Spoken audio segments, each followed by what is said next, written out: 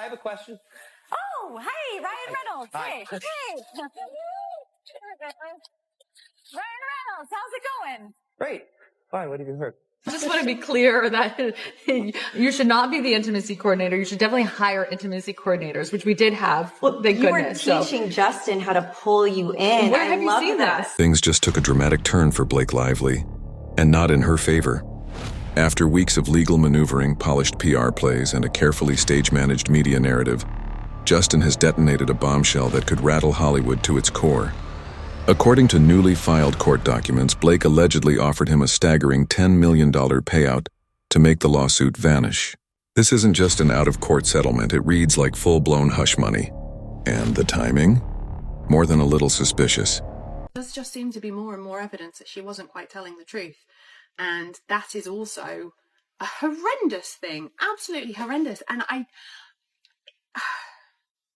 is she really that arrogant that she thought she could get away with this? I've talked to a few people about this, and they really are of the belief that the money and the power that her and Ryan Reynolds have has probably made them a little bit deluded in thinking that they could bully their way through this situation. Up until now, Blake and Ryan have moved like two people in complete control. They've walked red carpets, cracked jokes, and played it cool. But if this new allegation has even a shred of truth, it suggests Blake knows she's losing.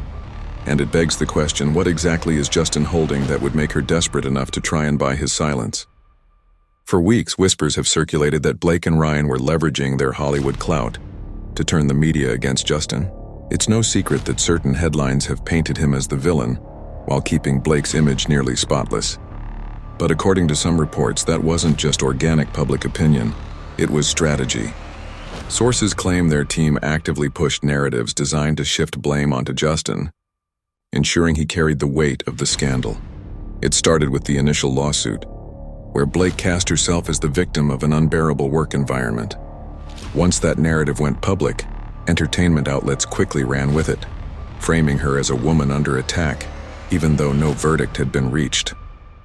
And while that kind of narrative control isn't unusual in Hollywood, the problem is always the same. Once real evidence begins to surface, the story is harder to contain. That's where things began to unravel. While Blake and Ryan doubled down on media appearances and carefully choreographed PR moves, Justin did the one thing Hollywood hates most. He stayed quiet. No interviews, no defensive social media posts. Instead, he slipped away to Hawaii with his family, deliberately keeping a low profile and letting the legal process play out. And that silence? It only made things worse for Blake. Because if he were truly guilty, why wasn't he scrambling to control the narrative? Meanwhile, Blake and Ryan were doing the exact opposite, fighting harder and harder to steer the story, even as the cracks began to show. Oh, hey, Ryan Reynolds. Hi. Hey.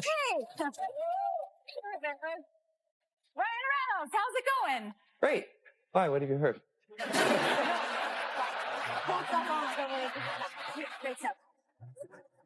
Instead of showing even a hint that the lawsuit was weighing on them, Blake and Ryan seemed to double down on their image.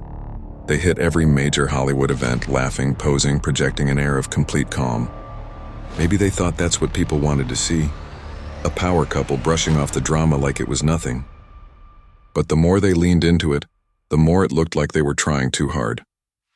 The biggest misstep came at Saturday Night Live's 50th anniversary.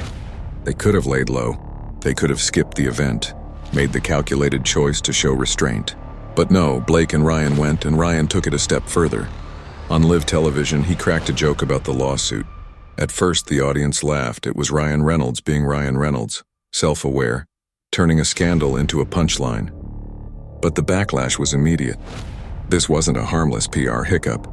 It was an active legal battle with millions of dollars and reputations on the line, and there he was, reducing it to a comedy bit. Sources say Justin's legal team clocked it instantly. Why wouldn't they? Now, they don't just have paperwork to argue their case, they have recorded footage of Ryan downplaying the entire ordeal. And if you're claiming emotional distress, if you're saying your reputation and career have been devastated, you don't go out and laugh about it on national television. Hollywood noticed too. Fans online may argue endlessly, but insiders care about optics. And right now, the optics are bad. Major industry players have reportedly expressed concern over Blake and Ryan's decision to attend. Not because celebrities in lawsuits can't live their lives, but because optics matter when you're claiming to be blacklisted and broken. Blake's entire case hinges on the idea that she's been deeply harmed by what happened on set. But if she's still being embraced by Hollywood's elite, still invited into its most exclusive rooms, then the question practically asks itself, how blacklisted is she really? It was a Reddit post that was posted in August of last year. Blake Lively went to Sony Studios and said, if you don't go for my cut of this movie, my version of this movie, I will go out in the New York Times and accuse Justin Baldoni of harassment. And as we know, that is what happened at a later point. But if this is true, that she threatened Sony back then to go to the New York Times and accuse Justin Baldoni of these things, that is pretty damn. And now, with Justin turning the tables and exposing the alleged bribery attempt, Blake's actions look more suspicious than ever. Because if she had nothing to hide, why offer $10 million to make it all go away? This isn't just a messy Hollywood lawsuit anymore. It's the unraveling of a carefully curated image. And if Justin has more receipts ready to drop, this could only be the beginning. Blake Lively's legal battle just took another hit, and this one cuts deeper. As if the alleged $10 million hush offer wasn't bad enough, sources say Justin's legal team is preparing to release new evidence that could dismantle her case completely. And if the whispers are true, Blake knew it was coming, which is exactly why she tried to shut it down before it ever saw daylight. That raises the question, what kind of evidence could be so devastating that she was allegedly willing to pay him off to keep it quiet? Because if this fight were truly about justice, if she were as confident as she's claimed, why offer hush money at all? The only reason to buy silence is if you know that, in a fair fight, you'll lose. And now, right on cue, a wave of new allegations against Justin Baldoni has appeared. Reports of misconduct, vague HR complaints, and just enough carefully worded claims to make headlines. But here's where it all starts to crack. For one, these supposed complaints didn't exist when Blake first filed her lawsuit. They weren't included in the original legal documents. They weren't mentioned in interviews. Yet somehow they've surfaced only now, just as Blake's position in court is slipping. The timing feels almost too convenient. Then there's the paperwork itself. Normally, names are redacted to protect alleged victims, but the dates are missing too. The incidents are vague, the language generic. It's as if the reports were written to sound damning, but not specific enough to be fact-checked. And the contradictions don't end there. In Blake's original filing, she claimed that when she tried to report Justin, Sony told her HR wasn't their responsibility. But now we're supposed to believe Sony documented multiple complaints against him. If they weren't handling HR issues for the production, where exactly did these reports come from? That's the part where public perception shifts. Even those who once stood firmly with Blake are beginning to question the cracks. If her case was strong, why does new evidence keep materializing only when she's losing ground? And that leads to an even bigger revelation. According to industry insiders, this lawsuit may never have been about justice at all. Rumors suggest Blake didn't just want to win, she wanted control. Complete control. Allegedly, she had ambitions for a sequel or even a prequel to It Ends With Us. But there was one problem. Justin owns the rights, which means if Blake wanted creative control of the franchise, she needed him out of the director's chair. I think we can talk about some things now that he has filed his complaint in his suit against the New York Times. Guys, my opinion stands is that I will not be making decisions or assumptions until we have gotten to the case, because what the heck is happening? So Blake Lively made some very specific allegations saying that Justin Baldoni had come to her trailer when she was topless, and Justin Baldoni had then showed us the text messages where she asks him to come to her trailer, and he also shows how open she was to be breastfeeding in front of other cast and crew, and so this seemed like normal to him. First of all, I believe him there. And like I said in my last video, I've never been convinced of the slander campaign. I have always been convinced that that was organic, because it wasn't these fake or false articles. It was literally people showing footage of Blake Lively by herself. Like, it was just her own downfall. Justin has then showed the text to his PR team where he's like, this isn't us, right? Like, what is this? And they're like, no, this is just organic.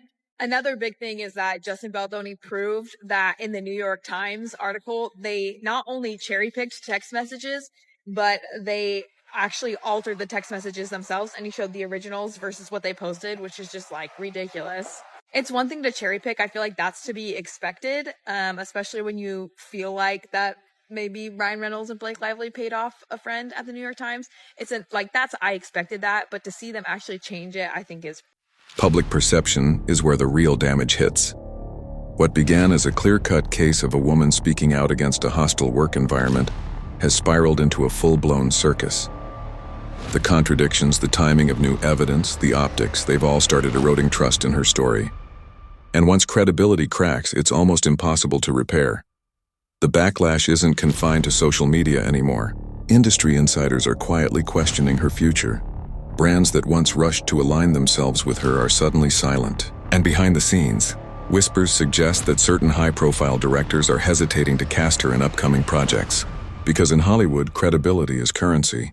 And right now, Blake's is running out fast. I want to be clear that you should not be the intimacy coordinator. You should definitely hire intimacy coordinators, which we did have. Well, thank you goodness. were teaching Justin how to pull you in. Where have you love seen that. this? That I clip? actually just saw it too. I was on Instagram yesterday, I think. Yeah, I mean, I think that romance is really important. You're supposed to, tell a story. At this point, it's no longer just about whether Blake wins or loses in court. It's about whether she'll have any goodwill left to salvage when it's over. And then there's Ryan. Let's not pretend he walks away from this untouched. His entire brand has been built on being the likable, marketable, self-aware guy. But now, he's the man who mocked a serious lawsuit on live television. The husband who stood by while his wife's case unraveled in real time. This isn't just a PR misstep, it's potential career damage. That's what makes the next phase so unpredictable. Blake is cornered.